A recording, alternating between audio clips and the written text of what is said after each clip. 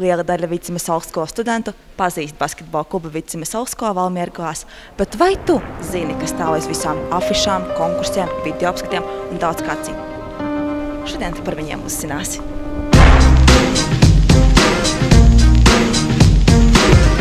Klubs ir jauns.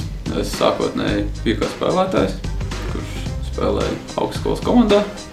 Ar laiku klubs attīstījās, bija nepieciešams tā kā menedžeris. Kaut kādā veidā pats īsti neatceros, kā es uzņēmos šos pienākumus. Tā ar katru kaut kādu brīdi tev pienākumu palika arvien vairāk un vairāk. Un tā arī es vienā brīdī izdomāju, kad es pārtraukšu tā kā profesionāli trenēties, spēlēt un tā kā pieķeršos vairāk menedžeru darba pienākumiem.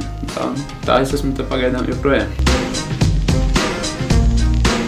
Galvenie pienākumi noteikti ir saistīti ar pašu komandu, ar spēlētājiem, ar tā kā sekošanu līdzi viņu treniņu līmenim, kā arī tā kā esam augstskolas basketbola klubs, jāsako līdzi arī viņu sekmēm, kā viņi mācās, vai ir parādi vai nav parādi. Tāpat, protams, tā kā mēs aktīvi strādājam ar mārketingu, jāsako līdzi, jāplāno, jākoordinē viss mārketings, cilvēki, kas ar to nodarbojas, jāvada dažādi veidi sapulces. Sliktākais ieradums, ka jau kā visiem ir slinkums. Vienmēr ir grūti pastrādāt pēc pusdienu pārtraukuma. Tad ir vienmēr tā, ka apsēties pie datora un tad negribās neko nopietni darīt, bet tajā brīdī ir jāpiespiež sevi visvairāk. Un tad, ja tajā brīdī tu spēj piespiesties, tad darba diena aiziet. Darba dienas otrā pusē aiziet riktīgi produktīvi.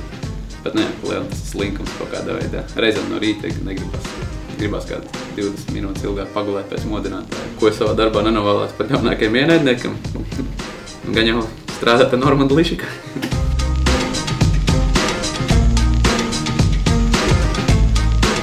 BKV es pievienojos 2013. gadā, kad es mācījos pirmajā kursā. Bija skola izsludināja konkursu, ka var pieteikties sabiedrisko attiecību speciālistu amatam. Uzsver to, ka iepriekšējā pieredze nav vajadzīga, tāpēc es domāju, kāpēc gan vienkārši nepieteikties. Tiku uz pārunām, bet smieklīgi izrādījās tas, ka es sākumā domāju, ka tās tikai pārunas, bet īstenībā tas jau bija tā, lūdzu, aizgāju uz pārunām un jau nākamajā dienā sāku strādāt. Es strādāju kopā ar ļoti interesantiem cilvēkiem. Mēs esam savākušies ļoti jauks un foršs kolektīvs, un mums visiem patīk tas basketbols, mums visiem patīk mūsu augstskolas komanda, un mēs visi kaut ko darām, lai padarītu to visu interesantāku arī citiem. Un tajā pašā laikā mums ir ļoti labs kontakts ar pašiem spēlētājiem, un kopā mēs varam pavadīt ļoti labu laiku. Tāda maza kopiena esam.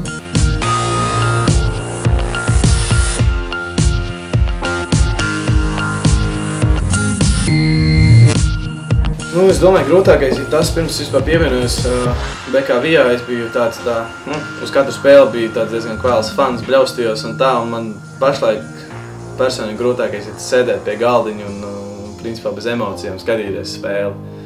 Lai gan man nesanāk, lai gan citreiz uzbļauj kaut ko parāda kādas emocijas, lai gan nedrīkst, bet es citreiz labprāt atrastos tribīnēs tādās labākās spēlēs, jo tad tās emocijas ir tribīnēs prasīt. Kaut kas cits.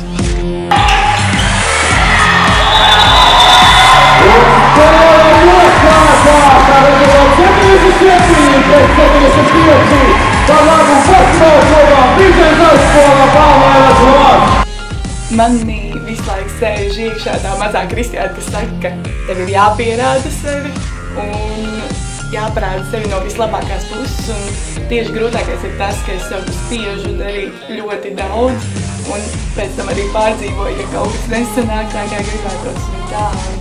Tas varētu būt tāds grūtākais šobrīd. Pildot savus informātoru pienākumus, bija spēlēja nemaldos pret turību un bija viens spēlētājs. Viņa spēles jau lasīja pieteikumu un redzēja, ka man to uzvārdu būs problēmas izsaukšanā. Pienāca izsaukšana, pienāca spēlētāja kārt izsaukt. Es nevarēju salasīt to uzvārdu, un es kaut kāds 15-20 sekundes mēģināju to uzvārdu izrunāt, un man nesanāca beigās kaut kā saņēmos un izrunāt. Pildi palicis prātā ir viens vārtāt gadījums, arī, kur viņam bija jāizsauc viens no mūsu paša komandas spēlētājiem, viņa vārds un uzvārds. Viņš nosauca viena basketbolista vārdu un otru basketbolistu uzvārdu kopā. Tā bija. Un tas ir tas, ko es tiešām man šķiet neaizmirsīšu, kā mēs smējāmies pēc tam, ka vārds nedaudz sajauca. Es domāju, kāpēc es tur biju. Tas smēties. BKV es sāku darboties pirms 2 gadiem, kad menedžeris Sandra Bukšs man uzrunāja, vai es vēlos fotografēt basketbolu. Un tā arī sākās. Nevienmēr var zināt, kāds mirklis tad noķers, principā, tu nospēc slēdzi. Un tad tikai pēc tam skaties vēl tur, interesants kaut kāds moments notiec ir. Šodien ir spēle, es lieku Twitterī, Facebookā ziņas, ka tur mums tāds konkurss sadarbībā ar to.